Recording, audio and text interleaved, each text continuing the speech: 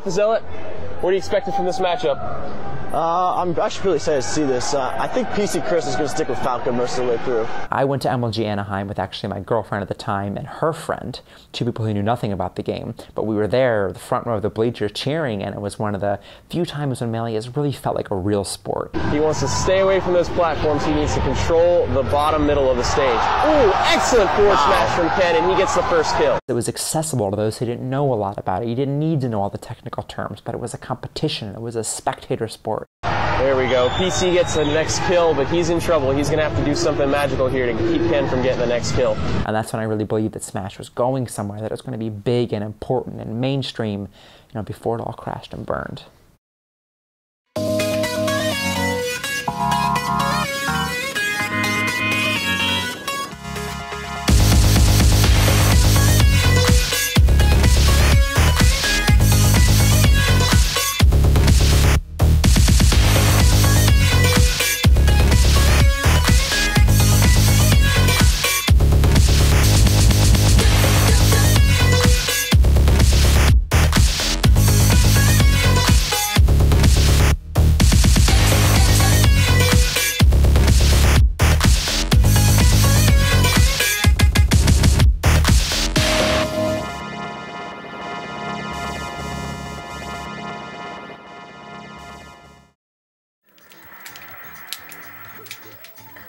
I met them at this tournament in New Jersey. It was in this guy's house. This guy named Kip, he was just beating everyone. I'm like, who the heck is this Asian kid beating everyone like this? He was using Jigglypuff, and he would just do the same thing. He would just do back air, back air, back air, and then he would just beat everyone just like that. The funny thing is I used to always, like, how can I say? I used to beat people, but like beat them kind of like making them feel bad. So then when I fought him, like I would talk crap to him, like stop doing that stuff. And then like I would beat him. After that, he said, watch out for PC Chris. PC Chris is better. I'm like, oh, he is? He's better than me? I was like, so I gotta play this guy. In high school, I had a group of friends, we used to skateboard. There was two Chris's and posed an immediate problem.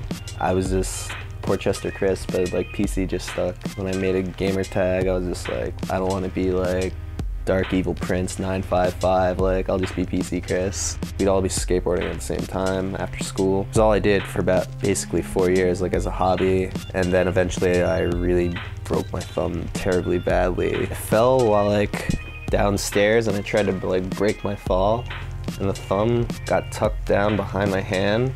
You can see how like if I line up the knuckles, that one's like clearly shorter. It kind of like scared me because I never hurt myself, and like I was in a cast.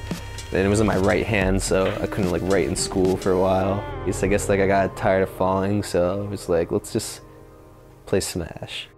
I remember the day that I wanted to get better. For the whole day I was like, okay, I'm gonna beat my friend, because at the time I just could not beat him 1 versus 1. So eventually I was like, well, maybe there's like videos of really good players, maybe we're doing something wrong. It was when Ken was first coming around. I couldn't even understand like what he was doing, because it was just like his character was moving so fast. But I just didn't know how it was possible. I didn't even try to aim for him because I was like, this guy's too good. I looked for like somebody more local, somebody I could play with, and Wes from DA was the first person that like I really saw who was really good like in New York. PC Chris came once he heard about the gauntlets. We started attending New York tournaments, New Jersey tournaments. I would beat him, Kip, all of his friends. Wes and all the DA guys definitely were beating us up for a while, but eventually we climbed the ranks a little more. You see yourself getting better, and like you start to understand the game more. Suddenly you're following up on these combos that a day ago they would just end, and like the game suddenly gets like 20 times better. After a while we just started training with each other. Eventually me and Wes started teaming, so just funny how that works. With training from Wes, PC Chris slowly became one of the best Falcos in New York. He was even selected to represent his coast during the FC3 crew battle, and took 2 stocks from Isaiah before being knocked out. I don't think so, Isaiah. As 2005 came to a close, PC shocked many by placing 3rd in the MLG National Championships in New York, right behind Ken and Chudat. It was a sign that new blood was in the mix, and change was around the corner. 2006 opened up in New York too, so my goal was to place top 3 again. The MLG opener 2006 was such a big deal because everyone knew how big MLG was now. I knew it was going to be bigger, so I didn't want to be like, oh, I'm going to win, I'm going to win. And Melee was starting to get huge. That might have been like the biggest year of Melee's growth was 06. You know, I was winning the matches I felt I should win, and then like eventually came like the opponents that like I wasn't sure, like Chudat. I actually told him a trick to use to get out of the chain grab as Fox, just because Chu was, you know, West Coast at that point, and I really didn't want to see Chu and Ken just split all the winnings as usual. And I ended up beating Chu to have to fight Ken in the finals. I don't think I fought Ken up until this point, in tournament at least.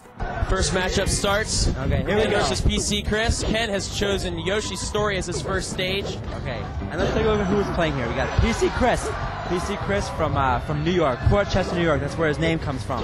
Versus Ken, who's the undisputed king of Smash. He has traveled around the world and proven no one's even come close to giving him a challenge. He's lost a few times in the past, but nothing serious. Yet PC Chris taking this set from him is huge. And if PC Chris were to win this tournament, it would mean so much for the Smash community. It would question what everybody thinks. PC Chris is a rising young star. 6 months ago, he was only semi-respected. A year ago, barely known. 2 years ago, not known at all. And here he is in the final championships, threatening to take out Ken. So excited. And commentary did not exist before MLG in any facet that I would deem noteworthy. But when MLG started doing commentary, it was very few people that wanted to do it. Again, unlike now, unfortunately, they just pass the mic around to anyone who's wandering by. I think that's very regrettable. Lasers! Lasers! Wow! If you ask me, but at MLG it was M3D and JV3X3 and me and OmniGamer. Pretty much those are the only people that did it. Looks like PC's got Ken in trouble here. Ken regains control of the bottom of the stage, and he's looking to continue to throw and combo PC to get that last kill. Wow, and then, that's it. The tipper. Ken takes the first match. It's a lot about control with this game. It's about who's maintaining the momentum of the matchup. When it's going your way, you can just keep it going and get your kills. When you lose it, you're in trouble. I just remember once I getting to grand finals, just wanting to play like really, really aggressive. So that was my strategy going in, just like being relentless with my laser approaching and like my nair approaching, and just always keeping him on the defensive. Because from what I've seen, he was always like dictating the match with Marth, like making sure the other person was, you know, always trying to, you know, catch their ground and recover and just like get away from him. Ken really invented most of the techniques that you see Marth players use during tournament play. Ooh, PC doing an excellent job on the edge here to keep Ken off. Ledge guard opportunity. Oh, he got passed. Ken making an uncharacteristic mistake. Oh, and that's going to do it. He can't get back from that. All right. One mistake on that forward smash cost Ken that round. My philosophy is like, you know, if you put pressure on anybody, they're going to crack eventually. Like, as long as it's like perfect pressure, you know, they'll mess up before you do, even though like what you're doing is harder maybe. PC was just pulling out all kinds of new tricks that we hadn't seen before. As long as like you apply it correctly, I feel like you can force like any good player to do something they don't want to do. Oh my god, I don't know if people at home can hear you over the screaming of everyone. That ridiculous combo PC Chris just pulled off. Oh! And then, oh my god! Oh wow, okay. What we saw there, PC continuously did his attack that would have killed Ken, but he hit a perfect, what's called a ledge tech. Bounces off the ledge and is able to survive. Very difficult to do, especially with Marth.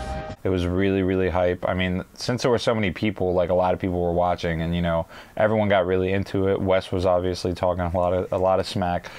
Ken off the ledge. He needs to get back on. Oh my god! Oh my gosh! I thought it was going to end right there, but both players are alive. PC Chris barely with alive. The high ceiling, influence. PC survives that attack. Both players are on their feet again. They hit each other. Oh my god! The crowd goes Ken flies off the wild. left side. Wow! Did not know where that was going. Oh man, that crowd like ripped me a new one. Again, you can hear that. I'm gonna put the mic up to the audience.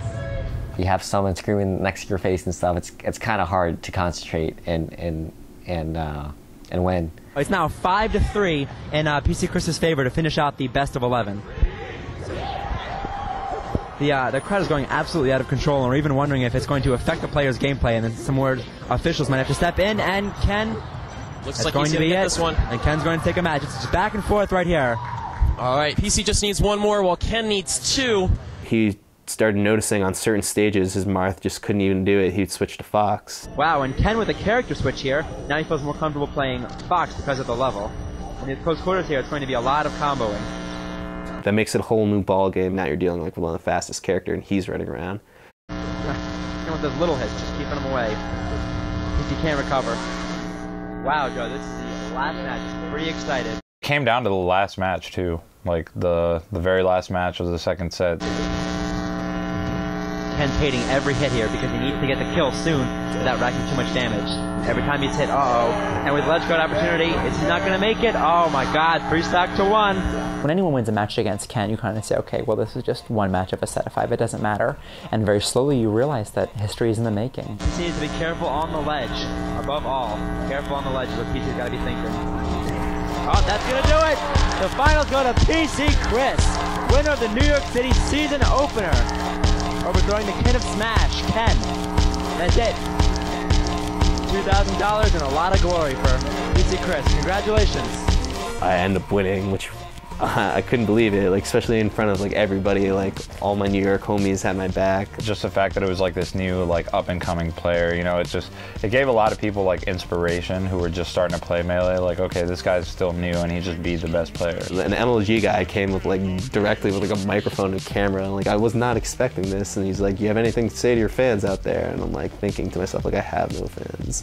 There's cameras going off. Like I'd like to think of it as like, you know, a little revolution in New York Smash itself. We, you know, turned a page on something old, and now we moved on to bigger and better things. Winning like a national versus like the best player, like I was the first person to do that. I would always beat Asin. When PC Chris beat me, it was just like gave the East Coast a new hope. They're like, oh, we can beat them. The East Coast finally had their answer to Ken. The savvy new champion found instant fame, not only for his technical skills, but for being what few pro gamers had been before. Cool. He's cool as shit. He's humble. Well, as humble as a guy that's that good at something could be. Cigarettes, phone, wallet, money, keys. Right. PC Chris was the most laid-back person I've met within the pro spectrum. He's a very funny guy too. He like cracks jokes. He like trash talks all the time, like jokingly though. They just can't handle me right now. Unlike those coronas in the back, it's cold, baby. This is, you know, waiting for the party to happen. The party's already happened, my dude. Well, some of the stories I might say might get PC Chris in trouble, so.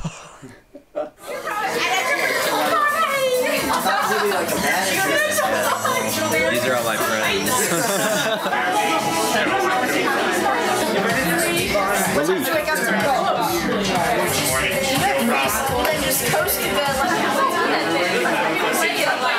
Oh my god, that must be how I bust my ass all day, I'm hungover. It sucks. Every time I ask See how good I can hide how miserable I really am to the customers. Ken is a competitor, which I think is an important distinction among Smashers, and one that I've always preferred the competitor to the non-competitor. Your Chudads, your Ken, someone who will try to the last, which is why Chudad is one of my favorite players of all time, even though I've spent much of my life hating him. He does not give up. He can be down in a set and he keeps playing and he keeps playing and he keeps playing. He doesn't give up halfway through. And that's Ken. Ken wasn't someone who just stumbled upon the skill. Ken was someone who wanted to win. White, we've got the winner's bracket final here, Ken versus PC. Yeah. You excited? Really excited. Really excited. For those who don't know, Ken's been the reigning champ at this game for a long time. And East Coast, or any player for that matter, really hasn't been able to overthrow him. And then last event at MLG New York, PC Chris beat him and won the entire tournament. Going into Dallas, you know, I obviously felt good about where I stood because, you know, I won the previous tournaments. I did well in the time between at the locals and things. So, like, by my knowledge, I was like, you know, let's go for a repeat. For the first stage is Streamland 64. Ken struck Corneria, so PC can either get that on random or pick it himself. And PC Chris struck Fountain of Dreams. Obviously a little bit worried about his short hop lasering there on that stage with the low platforms. I knew Ken was practicing. I just didn't know like what he was gonna do. I'm just gonna still go with the, you know, this aggressive strategy because his strengths are when he's dictating the match, and when he's like avoiding me, like I could just play my game, and even like if I'm not playing my best, I think I could still beat him. Now PC, the Falco, is going to try to get inside on the mark. Nice double laser there from PC. And Ken continuously pointing out the counter, which is that move where he puts his sword up, you just saw it again, and basically just takes the Falcon's attack and shoots it back. Despite how cool it might sound, it's generally considered mostly a useless move, but for Ken to use it repeatedly on one of the best players in the country and 3-stock him it's impressive. No one would use a Marth counter. That's like a forbidden move that you use Marth. But I used it against PC Chris, so every single time he would laser me, I'd counter and he'd jump in and get hit. He, you know, discovered that if I'm just mindlessly approaching him all the time, he can just, you know, try to bait it and counter my approach with Marth's counter. Ken has been known to reinvent the way to use new tactics and new techniques with Marth, so it looks like he's doing it again against PC. The fact that Ken invented Marth, look at him go with that counter. I can't believe it. Well, obviously, like, I knew what he was doing. Like, I could see what's happening. It's happening to me, but telling yourself to avoid it and, like, telling your hands not to, it's one thing. So you can't counter unless you know you're going to get it off, but wow, but Ken obviously showing us that he knows when he can get it off. He says, don't worry, guys, I know. It was brilliant to see. Even though I prefer PC Chris as a person and a teammate, I enjoy seeing Ken, the viciousness come out, and he did, and reigned him as superior. That's it. Ken win for Ken. Ken works his way back, hopefully silencing some critics in his mind. He outplayed me, he beat me, like, you know, exposed me. It was, you know, definitely a downfall after winning New York. Suddenly, like, wow, was it just a fluke? Like, can I really hang with the top players, or am I just going to be that guy who's placing below them?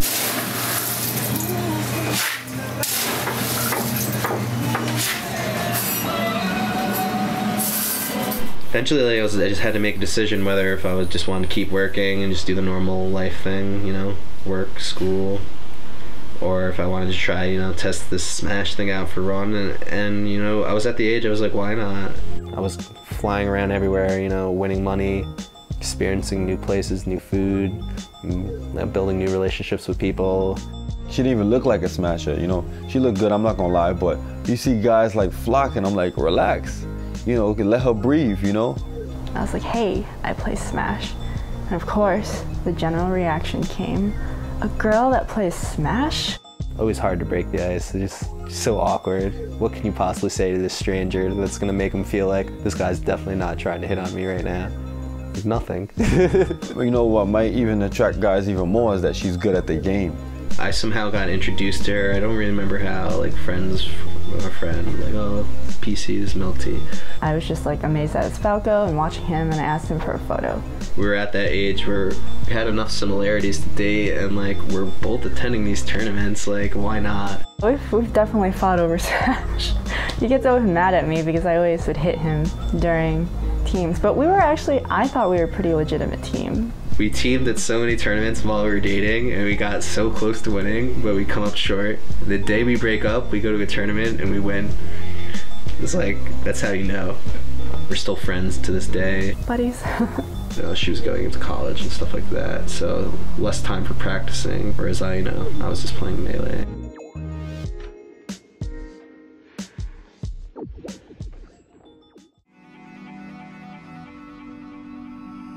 Everyone was like, oh, Ken just figured out this stuff, and like now he's gonna beat PC Chris every time, so like everybody knew about it, so I needed to figure out, you know, something to do about that. Trying to adjust mid-match, that seemed to be my weakness. Like if there were certain players that just knew my style more, like I had trouble against Azen too, and I feel like he's one of those players that just knows how I play. I knew I couldn't be completely like defensive and just like try to avoid the counter, because like I said, he'll be playing his matchup then, like he'll be, you know, forcing me to make bad decisions. So it's like the term I like to use is called like hot cold. Sometimes run up and don't do anything, see what he does. But at the same time, sometimes I would just approach him. So like I was just trying to mix things up, just so he couldn't always just be throwing out counter, and if he did, he'd get punished for it, and at least start to think about doing it. That's what I was trying to do going into Anaheim. MLG Anaheim came out, the third tournament, and they had a really great showdown. See this, I think PC Chris is going to stick with Falco most of the way through. You'll probably see lots of traditional like spacing and stage selections though. I was there as a spectator of front row of the bleachers, and there's cameras and there's lights and a stage, and absolutely the energy was there. Local tournaments, you're used to playing at like a comic book store, like sandwiched in between some guy that's 300 pounds and some other guy, and you're like sweaty and you're just doing anything you can just to stay on the TV and play matches. And then 2 years later, I'm suddenly on a stage. The bottom middle of the stage. Ooh, excellent forward smash from Ken, and he gets the first kill. Good read by PC Chris though. PC Chris is playing beautifully right now. He's managed to totally erase that stock deficit. Well, I said he needed something magical, and he delivered. Wow. Wow. Excellent play from PC Chris. He's really taking it to Ken now. Oh, wow.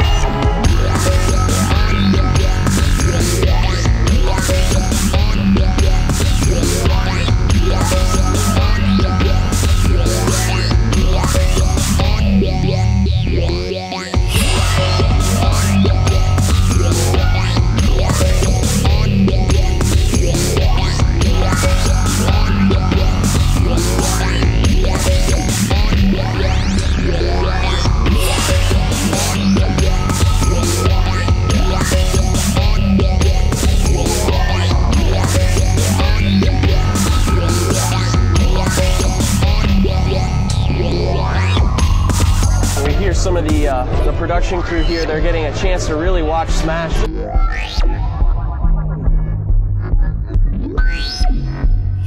They're realizing just how fast Smash players do things on their controllers.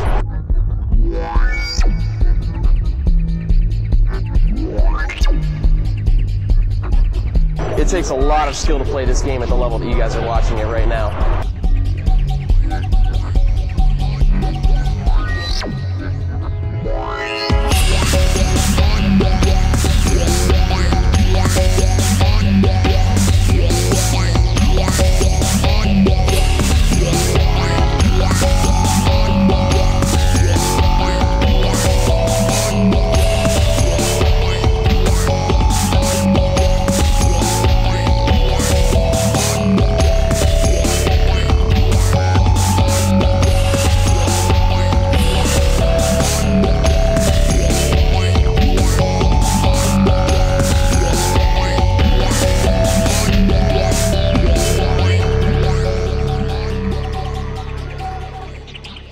Came so close, down to the wire. The last game, last match, last stock. The West Coast crowd is going nuts. They're chanting, Cali, Cali, Cali. Ken is their hero right now. They need him to get this victory for the West Coast. This is sort of a revenge match from back in New York where the East Coast crowd kind of tore Ken up.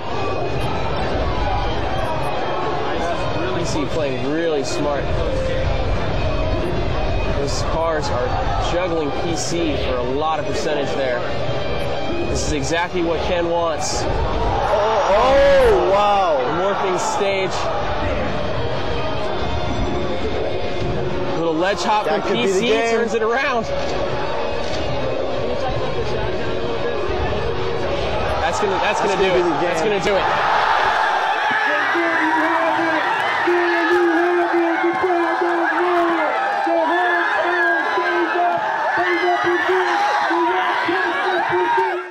Oh, it was like all the butterflies in my stomach went out. They hoist them up on their shoulders, and even though PC lost, it was still a great tournament experience. Huge, like a sign of relief. I didn't really care whether Ken or PC Chris won half as much as I cared that people were actually watching, because the Halo kids were watching, and adults were watching, and girls were watching, and that's the direction I wanted to go. I always wanted more from Melee. I didn't want it to stay as it was. I wanted to explode into something different. I wanted it to be like poker or NASCAR, where it garners this fan base that's a little bigger. Even though like I didn't walk home with the win or the money, and like people were still saying, "Oh, Ken's better than PC," but like I knew inside that I went there and I did what I wanted to do.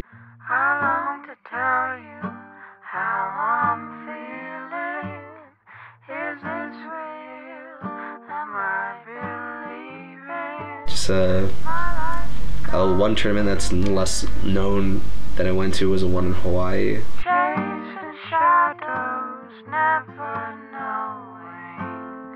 I went to Honolulu, got picked up by some Smashers who just were excited to play me, and were like very excited that I was coming to Hawaii. But like, I'm excited to go to Hawaii, like, thank you, like, of course, like, I'm gonna do that. I tried to learn how to surf. Like, the competitive stubborn person I am, like, it just took me so long to at least catch a wave and like start to like ride on the board, and then like the next day was trying to learn how to get up. And like at the time I was like, why am I doing this? But like at the end of the day it was so fun, and like being able to leave stand up for a couple seconds was like totally worth like 10 hours in the water.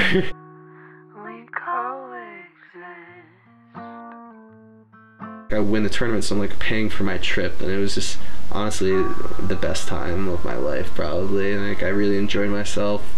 Everyone in Hawaii, I mean, shout outs to all of them. They made me feel like a king. They didn't need to, but they did. I had a great time. They were all kind. Hopefully I can go back someday. Just like being on the beach, you know, got the beers, got some food, got some music, got some friends. It really doesn't get much better than that.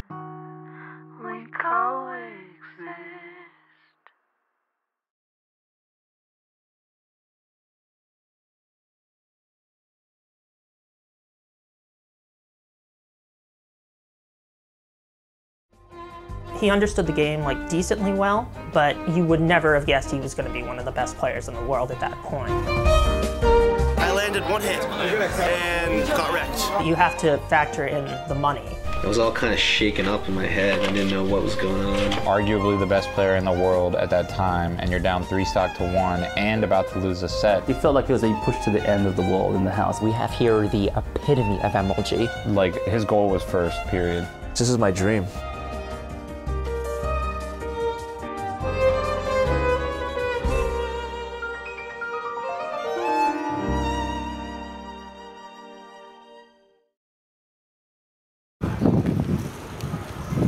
Good.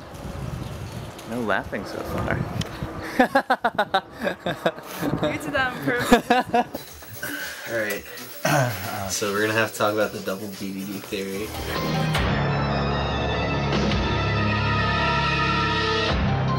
My friend has this theory that on Dreamland in Melee, there's a, you know, King DDD, he's floating in the background. He swore he's seen two at once, at the same time, like one in one corner and one in another. And ever since he's told me, like, whenever I play Tom and Friendlies, like, I'll be on the prowl for that double DD. Like, I'll be Falcon, and I'll have him in this, like, favorable position, but, like, I can't see enough of the screen, so I'll run to the other side, just so, like, I can get the full view of the screen. He says this needs to be on the documentary.